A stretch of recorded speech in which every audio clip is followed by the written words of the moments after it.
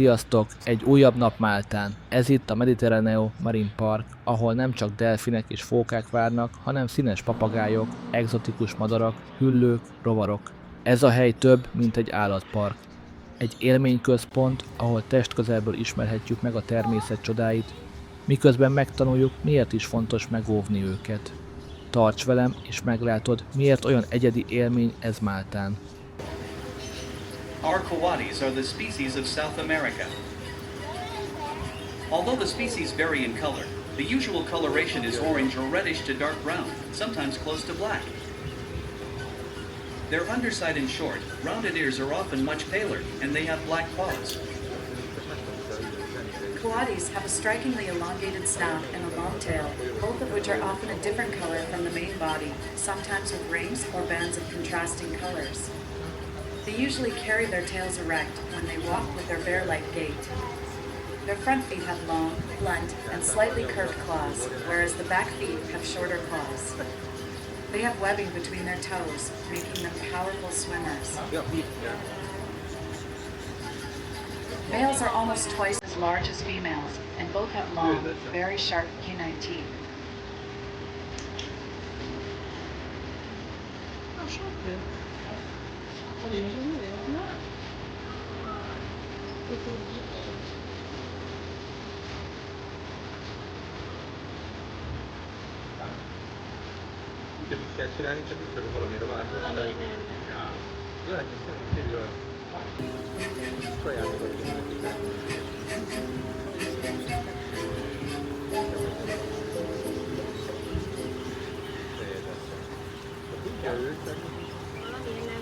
Interesting facts about the koati. Koatis are intelligent and highly adaptable animals. They climb and forage both in trees and on the ground, which means they have several interesting adaptations. Snout, long and flexible, it can be rotated up to 60 degrees in any direction. Ankles, these are double jointed and can rotate beyond 180 degrees when climbing down trees headfirst. Feeding behavior. South American koatis eat tarantulas after rolling them about to remove their irritating hairs. Tail. Koatis have a long tail, which, although it cannot grip objects, is used like a balancing pole when climbing in trees. Group noun. A group of koatis is known as a band. Habitat of the koati. Koatis are generally moist or tropical rainforest dwellers. However, within their range, they may occupy any wooded habitat up to 3,000 meters. This includes temperate oak and pine forests and lowland tropical rainforests. They are sometimes found in savannas and deserts.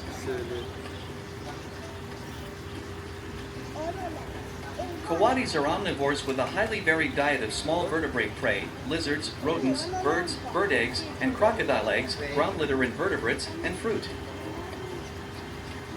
They have a great sense of smell and use their snouts to root the ground in a pig-like manner to unearth invertebrates. They also dig up food with their powerful paws and claws, traveling about 1.5 kilometers each day foraging for food.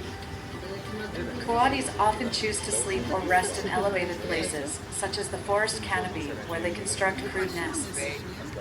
Some species of koatis are active during daylight hours, but others are active at night.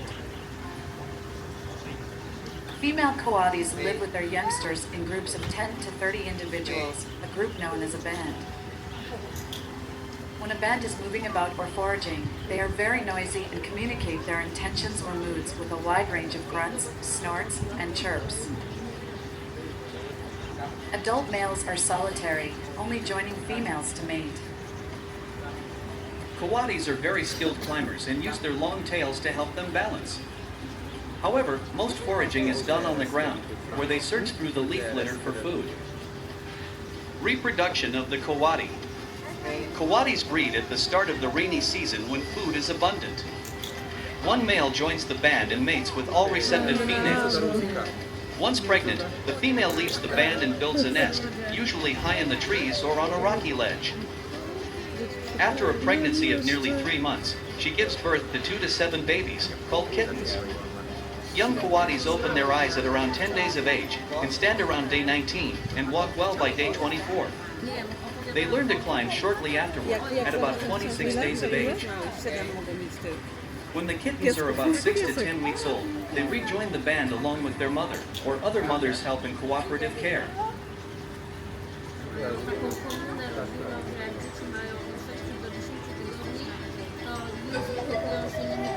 Tak jak surogatki. Ezen elször, kérdelni lehet, jó? A surogatki to są te surowatki.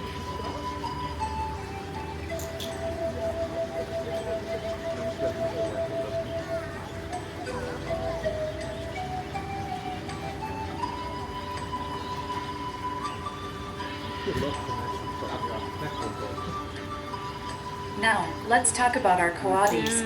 Lucy. She's a female coati, a ring-tailed coati, or neso to be precise.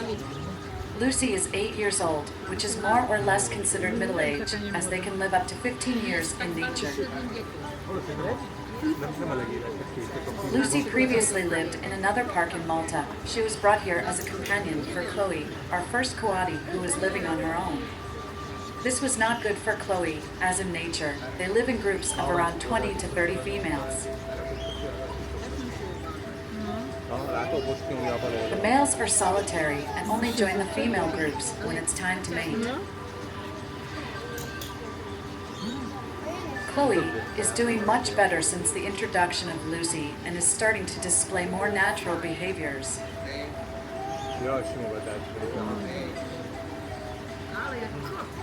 One of these behaviors is climbing. Can you see her long tail? She uses it for balance. They move it side to side when climbing up trees and branches. They have pads on their feet, which give them great grip and very strong muscles, making them very agile and fast. This also helps them avoid predators like jaguars, foxes, and people. They also spend time on the ground, moving around their territory and finding food. The unique patterns on their fur are for camouflage to avoid predators. As we mentioned earlier, they are omnivores just like us and eat fruit, vegetables, and meat. This means they are active all year round. In the summer, they have a lot more energy, so we increase their food and training. Their long nose can rotate, and their sharp claws allow them to find food in the soil, like mice, rats, reptiles, and even spiders. If they find a tarantula, for example, they roll it on the ground to remove the itchy hairs. And of course, they find food in trees and branches, like fruit, vegetables, birds, and even eggs from other animals. The eggs are really good due to the nutrition inside.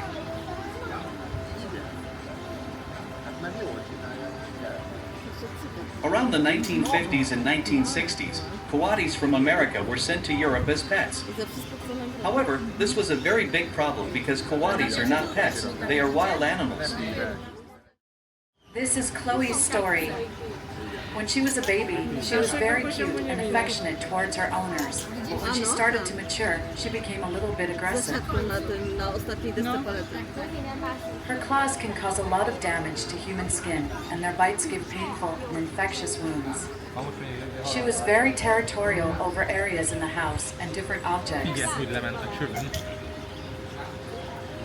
Eventually, the owners, with the help of the government of Malta, donated her to us. It was very difficult in the beginning as she was aggressive towards us, but now, as you can see, she is very quiet and comfortable with us.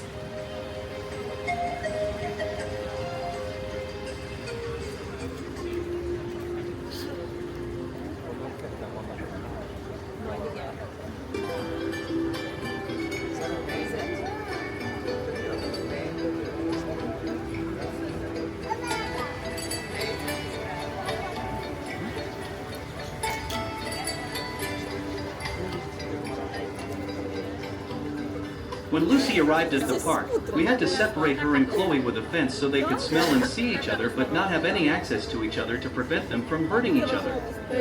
As you may have heard, they communicate with squeaks. Once we saw that they were getting used to each other, we started social training. Now they live happily together and even sometimes sleep together. We train our animals so they are physically, mentally, and socially stimulated.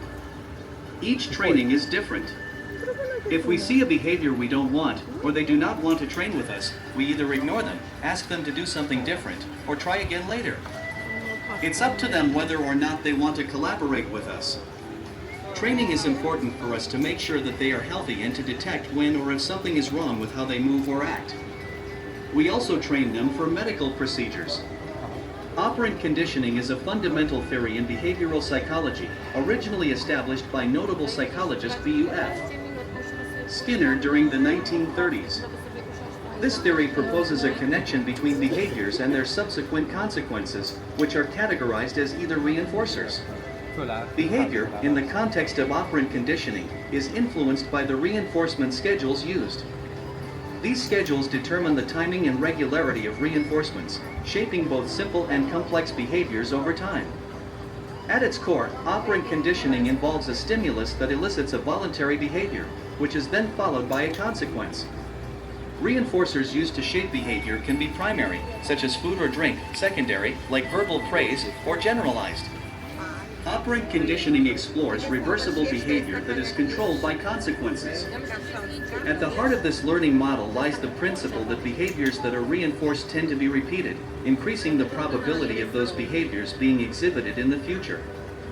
In the realm of operant conditioning, positive reinforcement involves the presentation of a reinforcing stimulus after the desired behavior has occurred, resulting in an increased likelihood of that behavior being repeated. In applying strategies for positive reinforcement, one should consider the following steps. Clearly identify the behavior that you want to encourage. Choose an appropriate and desired positive reinforcer. Deliver the reinforcement immediately following the target behavior. Monitor the individual's response to ensure the reinforcement is effective. Operant conditioning emphasizes the relationship between behaviors and their resulting effects, whether behaviors are encouraged with positive outcomes or discouraged by undesirable results. Thanks to this theory of operant conditioning, we can establish a special relationship between animals and their carer. Thank you for joining us in our Koáti training session.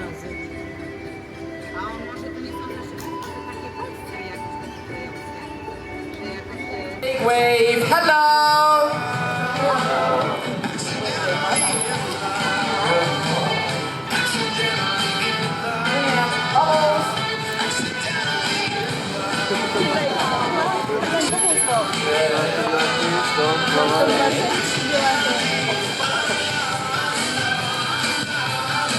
Now, Junior being a sea lion does mean that he is part of the pinniped family, which also includes seals and walruses.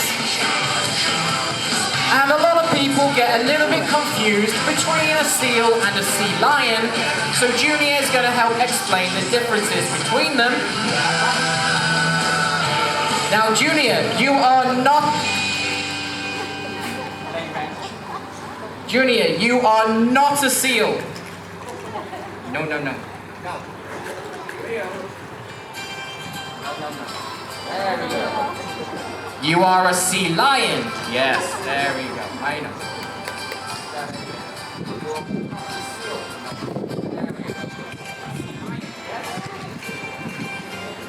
Now there are three big differences between the two. The first one being the ears. Sea lions have an external ear flap, target, located just behind the eye right here. This little flap of skin. For a seal, they do not have this. For a seal, they have a tiny hole located in the same place, similar to what you'll see on a whale and a dolphin. The second difference is to do with their front flippers. Sea lions have very large flippers, able to propel their bodies up to 32 kilometers in the water, and can lift their entire bodies completely up and out of it as well.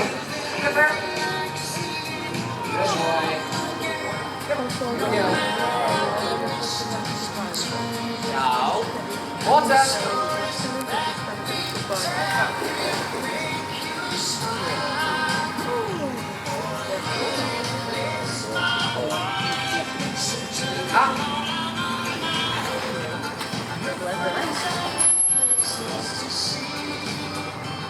over. Good. For a seal, their flippers are only quite small, only the size of a human hand. Can't do much apart from scratching themselves when they have an itch. The third difference is to do with the hip bones. Sea lions have a rotating hip bone, which allows them to bring their back flippers forward and under the body, which means that they can walk on all fours just like a dog.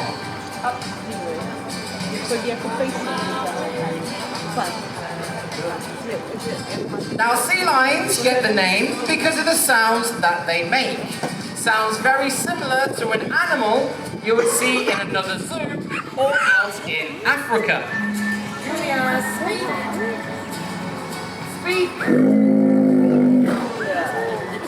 Julia, speak. And one more, speak. Yes, good boy. So yes, they do sound very similar to a lion, which is why they would have got the name sea lion.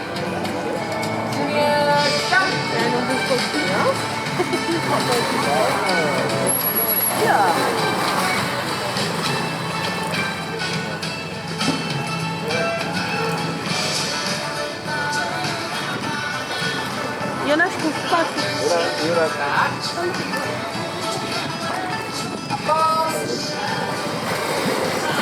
Nie wejdę, mama. Zaczyna, Sasza.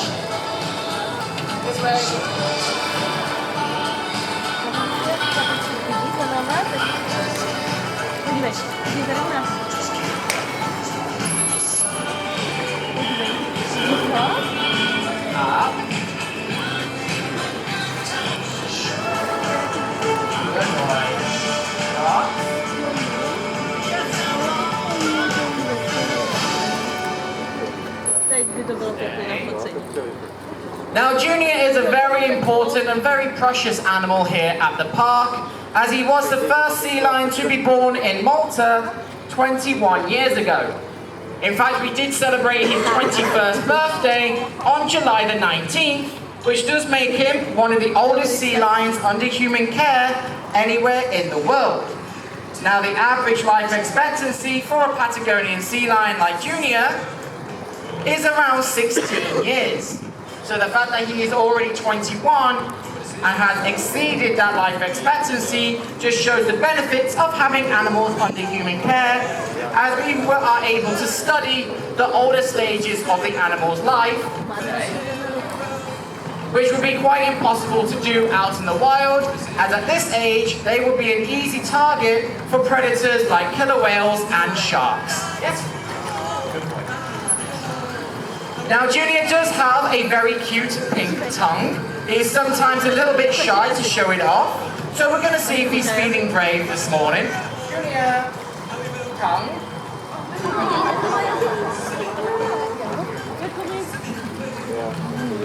Now, that tongue would play an important part of the younger stages of sea lions' life, as they would use that tongue to help find the memory glands of the mum to drink milk, as they are mammals just like us. Now, on the front of their face, you will see he has a lot of whiskers. Sea lions are able to not only move all of those whiskers at once, at the same time, but can even move them individually as well, which is a very sensitive area for them, which would allow them out in the wild to hunt for food like fish, squid, and other types of cephalopods and crustaceans as well. And in the wild, Patagonian sea lions have even been known to hunt and eat penguins. But we don't feed you penguins here. No, no, no, no, no. Alright, back.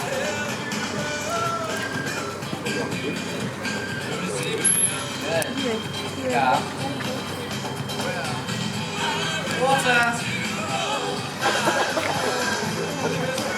Now, just like us, as we get older, we start to develop eye issues and hearing issues as well.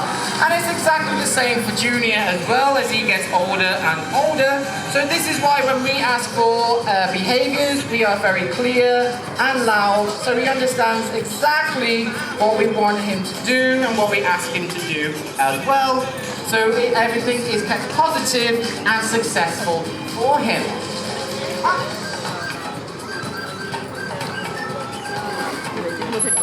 Good boy.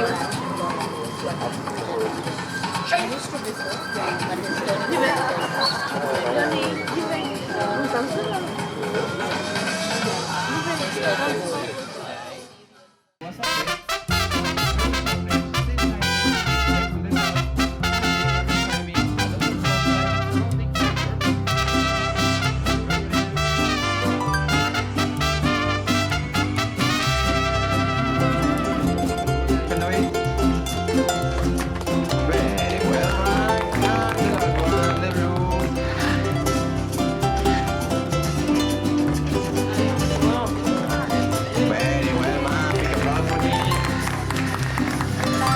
So intelligent, man.